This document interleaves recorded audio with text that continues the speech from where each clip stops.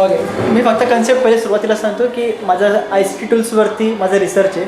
ICT tools in mass media, याच्याने performance कसा वाढतो असा आहे. आता ICT टूल्स म्हणजे प्रिंटर, मोबाईल फोन, ॲप्लिकेशन जे काय असेल इलेक्ट्रॉनिकचं ते, तर त्याच्याने परफॉर्मन्स कसा वाढतो असं त्या रिसर्चचं टायटल आहे. पण मला याच्यातनं असं हवं आहे की जेव्हा टीचिंगमध्ये म्हणजे मी पण एक फॅकल्टी होतो आणि मी HPTला शिकवायला होतो सर, तर सगळ्यात मोठा प्रॉब्लेम असा येतो मास मीडियामध्ये की सिलेबस भरपूर मोठा असतो आपला, त्याच्यामध्ये बऱ्याचशा गोष्टी कवर करायच्या असतात. नेटवर्क सोसायटी झालं, नंतर हॅमर ऑफ मीडिया असतो, किंवा मग आपण म्हणतो की नेटवर्क जर्नलिझम असेल. हे सगळ्या गोष्टी शिकवताना आपल्याला असं वाटतं का की सिलेबस खूप मोठा दिलेला आहे as compare to infrastructure is very low, किंवा आपल्याला तेवढं इन्फ्रास्ट्रक्चर अवेलेबल होऊ शकत नाही. त्याच्यासाठी तुम्हाला मोठे मोठे विस्लिंग वूडसारखे इन्स्टिट्यूटला अप्रोच करण्यासाठी तो सिलेबस तयार केला आहे, असं तुम्हाला असं वाटलं का? दिस इज द फर्स्ट क्वेश्चन. हा थोडं आहेच तसं, सिलेबस थोडा वास्ट असतो किंवा इन्फ्रास्ट्रक्चर थोडीशी कमतरता वाटते. ओके, पण मग इन्फ्रास्ट्रक्चरमुळं काही जे सब्जेक्ट आहे त्याला म्हणजे बेनिफिट पण असतो त्याचा. तो विषय समजायला सोपा जातो मुलांना. सपोज कम्युनिकेशन स्किलसारखा विषय, तर त्याच्यामध्ये तुम्ही लॅपटॉप किंवा प्रोजेक्टरच्या मदतीने तो विषय सोपा करून सांगू शकता मुलांना. Yes sir. वेगवेगळे पॉईंट्स असतील किंवा काही त्याचे व्हिडिओज दाखवले, असं सगळ्या गोष्टींमुळं नाही, पण तुम्ही ते जाणून घ्यायचं असं घ्यायचं आहे की जेव्हा आपण कोविडच्या काळामध्ये आपण सगळेजण भरडले गेलो होतो की त्याच्यामध्ये आपल्याला ऑनलाईन कंटेंट तयार करायला लागायचं. सो त्यात असं होतं की घरी बसून आपल्याला सगळ्यात पहिले PPT तयार करा, नंतर ते PPT तयार करा, त्याच्यावर आपल्याला व्हॉइस ओव्हर द्या, मग ते व्हॉइस ओव्हर दिल्यानंतर ती गुगलला क्लासरूमला ती लिंक अपलोड करा, त्याच्यानंतर पोरांना पाठवा. आणि ते पोरं बघत होते की नाही आपल्याला त्याच्यावर ट्रॅक नव्हता. ह्याच्यावरती आपण म्हणजे डुप्लिकेशन ऑफ वर्क भरपूर झालं, आपण भरपूर काम केलं, तुमचा वेळ भरपूर वाया गेला, आणि त्याच्यानंतर तुम्हाला कळलं की मुलांनी बघितलंय की नाही. असं तुमच्या बाबतीत झालंय का? How was the experience? तुम्ही जो मुद्दा घेतलाय तो रास्त आहे. म्हणजे बऱ्याच जणांना ती अडचण आली, पण आमच्याकडे काय केलं कॉलेजेसने की एक LMS स्टुडिओ आम्ही इस्टॅब्लिश केला होता. येस. आणि त्याच्या मदतीने आम्ही लेक्चर्स जे ते रेकॉर्डिंग केले होते अगोदरच. ते जेव्हा जाणवायला लागलं की लॉकडाऊन होऊ शकतं किंवा त्या काळामध्ये सुद्धा, तर विषय वाईज सब्जेक्ट वाईज लेक्चर्स आम्ही रेकॉर्ड करून सगळे आमचं एक YouTube चॅनल केलं होतं कॉलेजने. त्याच्यावरती माझ्यामध्ये साधारणतः 3-3.5 लेक्चर्स आमचे होते. तो एक बेनिफिट झाला मुलांना. थोडं सुरुवातीला अडचण आली, तुम्ही ज्याप्रमाणे म्हणले की कंटेंट तयार करण्यापासून, तर थोडंसं काही ना थोडं टेक्नॉलॉजीचा प्रॉब्लेम असेल किंवा इंटरनेटचा थोडा इश्यू असेल, किंवा मुलांच्या बाजूने जर मुलं बघताय की नाही तर त्याचा आपल्याला फीडबॅक घेणं असेल, तर ह्या थोड्याशा अडचणी ज्या आहेत ते जाणवल्या. ते ड्रॉबॅक्स होतेच. मुलांच्या तुमचं काय टेक अवे असतात की जेव्हा मी आमच्याकडे बघितलं होतं, तुम्ही सगळ्यांनी आन्सर द्या, सरांनी तुम्ही ॲज अ स्पोक पर्सन म्हणून ठेवू नका, तो सगळ्यांनी हे करा की सर आपण जेव्हा बघितलं की जेव्हा मुलं येतात तेव्हा 2 टाईपची मुलं असतात येणारे जर्नलिझमला. एक कुठे ॲडमिशन नाही मिळाली म्हणून जर्नलिझमला ॲडमिशन घेतात, दुसरे असतात की ज्यांना खरंच जर्नलिझम करायचं आहे. पण ही जी संख्या खरंच जर्नलिझम करणाऱ्यांची ती थोडीशी फ्लक्च्युएटिंग असते, आणि कुठे नाही मिळालं तर आपण काय कॅमेरा दिसतोय, चला कॅमेरा शिकायला या, असं तुम्हाला वाटतं का की मुलांमध्ये आहे प्रकार? सगळ्यांनी आन्सर द्या प्लीज, एक 1 बाय 1. आहे, खरंच आहे. काहीकांना ॲक्च्युअलमध्ये जर्नलिझम करायचं असतं त्याच्यासाठी येतात, काहीकांना मास मीडियामध्ये इंटरेस्ट असतो त्याच्यासाठी येतात, काहीकांना एडिटिंगमध्ये असतो, काहीकांना व्हिडिओमध्ये असतो त्याच्यामुळे येतात. पण काही जण आहे कुठेच मिळालं नाही, तो पर्सेंटेज खूप कमी आहे, कारण की बिवोक हा फक्त नाशिकमध्ये आपल्याकडेच आहे KTHमध्ये. येस. आणि सर तुम्ही? सध्या जास्त क्रेज आहे मुलांमध्ये मास मीडिया जर्नलिझमला ॲडमिशन घेण्याची. मुलांना TV न्यूज चॅनल वगैरे, त्याच्यामध्ये ज्या ब्रेकिंग न्यूज वगैरे, कुठली पण इव्हेंट झाली काही एखादी, तर अगदी 2 मिनिटाच्या आत ब्रेकिंग न्यूज वगैरे TVवर येते, आणि त्याचं डिटेल रिपोर्टिंग चॅनल प्रतिनिधींकडून रिपोर्टर लोकांकडून केलं जातं. त्यामुळे सध्या मुलांमध्ये मास मीडिया करण्याची क्रेज जास्त वाढलेली आहे. असं जरी असलं ना की मुलांना ते असं इझी वाटतं एकदम, की आपण पण TV वरती जावं, आपण पण असं त्या रिपोर्टरसारखं अँकरिंग करावं आणि रिपोर्टिंग करावं. यामुळे मुलांमध्ये मास मीडिया जर्नलिझमचा कोर्स करण्याची क्रेज जास्त आहे. परंतु त्याचवेळी त्यांनी हा पण विचार केला पाहिजे की त्याच्यामध्ये आपल्याला एफर्ट्स किती घ्यावे लागणार आहे, सिलेबस किती व्हास्ट आहे वगैरे या गोष्टींचा पण मुलांनी अभ्यास केला पाहिजे. आणि मास मीडिया हे असं फील्ड आहे की हा कोर्स केल्यानंतर तुमची पर्सनॅलिटी मुलांची खूप डेव्हलप होते. पण तुमच्याकडे किती लोक घरापर्यंत काम घेऊन जातात? म्हणजे इथे काम झालं की उद्याचं लेक्चर आहे, मग तुम्ही परत PPT करत बसा, कारण की तुम्हाला शिकवायला लागेल परत.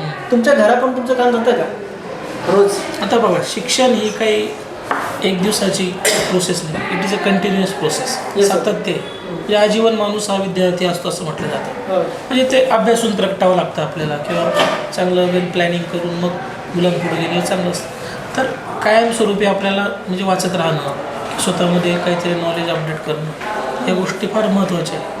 आणि आपलं जे फील्ड म्हणताय तुम्ही, मुलांचा कल कसा आहे, तर आपलं जे फील्ड आहे मास मीडियाचं किंवा माध्यमांचं, तर इथं ग्लॅमर प्लस पैसा दोन्ही गोष्टी आहेत. त्याच्यामुळं थोडेसे मुलं इकडं अट्रॅक्ट होतात.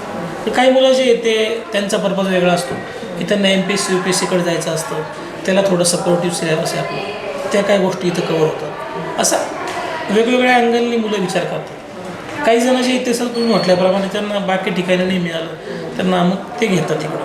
पण तरी त्यांच्या पर्सनॅलिटीमध्ये बऱ्यापैकी बदल होतो. जे मुलं शाळेत आहेत ते चांगले बोल्ड होतात व त्यांचे स्किल्स डेव्हलप होतात चांगले. असं मग तुमच्या अनुभव प्रत्येकाला आहे. एक क्वेश्चन आहे सर, सगळ्यांनी सेपरेट आन्सर द्यायचं, की आता जे मुलांशी विचारलं की तुमचा माध्यमावर विश्वास आहे का टेलिव्हिजनच्या, तर त्यांनी सांगितलं आमचा माध्यमावर विश्वास नाही आहे. आणि जवळ 99% मुलांचं हेच म्हणणं आहे की आमचा माध्यमावरती विश्वास उडत चाललेला आहे. सो अशा वेळेस तुमच्या पुढे चॅलेंज आहे की मुलांना माध्यमावर टिकून ठेवायचं आहे. सो तुम्ही अशी डील कशी करता याच्याशी?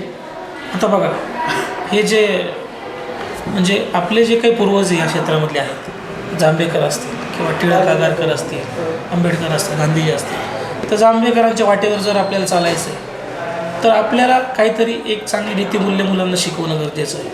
आता सगळ्यात महत्त्वाचा बदल असा आहे की माध्यमांची जी मालकी आहे, अगोदर जे ज्याला आपण म्हणतो की फ्रीडम फायटर्स होते, स्वातंत्र्य सैनिक होते, समाजसुधारक होते, तर हे स्वतःच्या खिशातला पैसा घालून त्यांनी माध्यमं सुरू केली त्यावेळेला, किंवा तिचा उद्देश वेगळा होता. आत्ताचं जी माध्यमांची मालकी ही व्यापारी लोकांकडे आलेली आहे, किंवा पैसा कमवणं हा एक उद्देश झालेला आहे. तर हा एक ड्रास्टिक चेंज आहे. तर ह्या दोन्ही बदलांमध्ये आपल्याला विद्यार्थ्यांना कुठं चांगल्या मार्गाने नेता येईल किंवा नीतिमत्तेच्या मार्गाने चांगली पत्रकारिता कशी करता येईल हे बिंबवणं त्यांच्या मनावर हे मोठं चॅलेंज असं वाटतं. पण त्यासाठी सगळ्यांनी चांगला अभ्यास करून जर मुलांना कन्व्हिन्स केलं तर ते येऊ शकतात ट्रॅकवरती असं वाटतं. कमर्शियल व्ह्यू जास्त आहे सध्या या फील्डमध्ये. बिझनेस पर्पजनी जास्त काम केलं जातं, त्यामुळे मुलांना असं वाटणं साहजिक आहे. आणि तुम्ही जे म्हटले की बऱ्याच मुलांनी उत्तर दिलं की माध्यमांवर विश्वास नाही आहे. कॉम्पिटिशनचा जमाना आहे आणि कॉम्पिटिशन असल्यामुळे अनेक चॅनलमध्ये एखादी इव्हेंट झाली किंवा एखादी न्यूज घडली तर आपल्या चॅनलवर कशी जास्तीत जास्त आधी बातमी दिली जाईल, ह्या कॉम्पिटिशनमध्ये काही वेळा एखादी बातमी चुकीच्या पद्धतीने पण तिचं रिपोर्टिंग केलं जातं. नाही सर, याच्यामध्ये पण अजून एक हे करतो. विद्यार्थ्यांचं म्हणणं असं आहे की ही माध्यमांचं काम नाही करत आहे, ते सरकारी दरबारी झालेले आहेत. अशा त्यांचं इनडायरेक्टली त्यांचं म्हणणं आहे. आणि त्यांनी सगळ्यांनी बोल्डली सांगितलं की आमचा माध्यमावरती विश्वास उडत चाललेला आहे आणि आता आम्ही वेगवेगळ्या ठिकाणी ऑनलाईन मीडियावरती हे शोधायला लागलेलं आहे. सो हा मोठा इश्यू झाला. मीडिया ओनरशिप हे कारण आहे सगळ्यात महत्त्वाचं. Yes, sir. माध्यमांची मालकी बदललेली. Yes, okay. असं आहे. समाजसुधारक ते व्यावसायिक हा प्रवास आता झालेला आहे. विद्यार्थ्यांनी खरी पत्रकारिता करणं हेच तर हा कोर्स मास मीडिया करण्याचा उद्देश आहे. तर मग मुलांनी त्या गोष्टी जपल्या पाहिजे. बरं, आणि आता तर एक शेवटचा प्रश्न खूप सोपा आहे आणि त्याचं ओपन एंडेड क्वेश्चन म्हणून उत्तर आहे. तुम्हाला याच्या पुढे जर का सिलेबसमध्ये किंवा तुमच्या संस्थेकडनं किंवा कशामध्ये या पूर्ण जर्नलिझमसाठी फ्युचरमध्ये तुम्हाला काय एक्सपेक्ट आहे म्हणून? म्हणजे फॉर एन एक्झाम्पल, मला जर का आमच्या कॉलेजमध्ये जर का असेल तर मी सांगितलं असतं की आम्हाला जरा चांगला एक स्मार्ट बोर्ड तरी हवा किंवा आम्हाला नीट शिकवता आलं पाहिजे. ॲटलिस्ट आम्हाला आमचं इन्फ्रास्ट्रक्चर नीट करण्यासाठी आम्हाला एवढ्या गोष्टी दिल्या पाहिजे. तुमच्या समोरचं सध्याचं चॅलेंज काय आहे हा, आणि तुम्ही माध्यमांचं फ्युचर कसं बघतात इन फ्युचर? हे 2 क्वेश्चन आहेत. Let's stop. सध्या बघा, आता डिजिटल युगात आहे आपण आता, तर मुलांना जे काही लेटेस्ट गोष्टी तर त्या देणं आपलं कर्तव्यच आहे ॲज अ डिपार्टमेंट किंवा ॲज अ कॉलेज. तर आपल्याला एक स्टुडिओ चांगला जर ॲडव्हान्स मिळाला तर तसं मला वाटतं की मुलांसाठी ते फायदेशीर आहे. ओके आणि मॅम एनी सजेशन्स? सांगितलं आपल्याकडे लॅब तर आहेच. नाही, सिलेबसमध्ये असं तुम्हाला काही चेंजेस हवेत की ज्याच्यामुळे सिलेबसमध्ये असं काही नवीन मुलांना शिकता आलं पाहिजे जे ह्या सिलेबसमध्ये लॅकिंग आहे. मीन्स आम्हाला त्याच्यामुळे लिनियर आणि नॉन लिनियर एडिटिंग आपल्या सिलेबसमध्ये MA JMCच्या याच्यामध्ये होतं. त्याचं आता काहीच घेणं देणं नाही आहे, कारण की आता तुमच्याकडे फायनल कट प्रो आता आपला जो सिलेबस आहे हां. त्याच्यात आपण काय केलेलं आहे, फर्स्ट इयरला इंट्रोडक्शन आहे सगळं. एक्झॅक्टली. सेकंड इयरला आम्ही इंटर्नशिपला पाठवतो मुलांना प्रिंटमध्ये. Yes sir. प्रिंटमध्ये नंतर रेडिओ किंवा मग डिजिटलमध्ये, आणि थर्ड इयरला इव्हेंट किंवा मग टेलिव्हिजन. असा व्यवस्थित कॉम्बो आहे आपला. आणि 60% प्रॅक्टिकल 40% त्याच्यामुळं स्किल बेस्ड कोर्स आहे, मुलं डेव्हलप होतात. पण शेवटी कसं प्रत्येकाच्या आवडीचा विषय आहे. कोणाला sir. फोटोग्राफीमध्ये आवड आहे, कोणाला एडिटिंगमध्ये, मुलांना ॲनिमेशनमध्ये. प्रॅक्टिकली जास्त गोष्टी शिकवल्या जातात सध्या. त्यामुळे मुलं जेव्हा फील्डवरती काम करायला जातात तर त्यांना फारसा जास्त प्रॉब्लेम येत नाही. येस. आणि अजून जे आहे त्यापेक्षा अजून इन्फ्रास्ट्रक्चर जर चांगलं मिळालं तर अजून पण आपल्याला मुलांच्या क्वालिटीमध्ये आपल्याला अजून सुधारणा चेंजेस करता करता येईल. Yes. Okay, thank you so much sir. Yes. Thank you sir.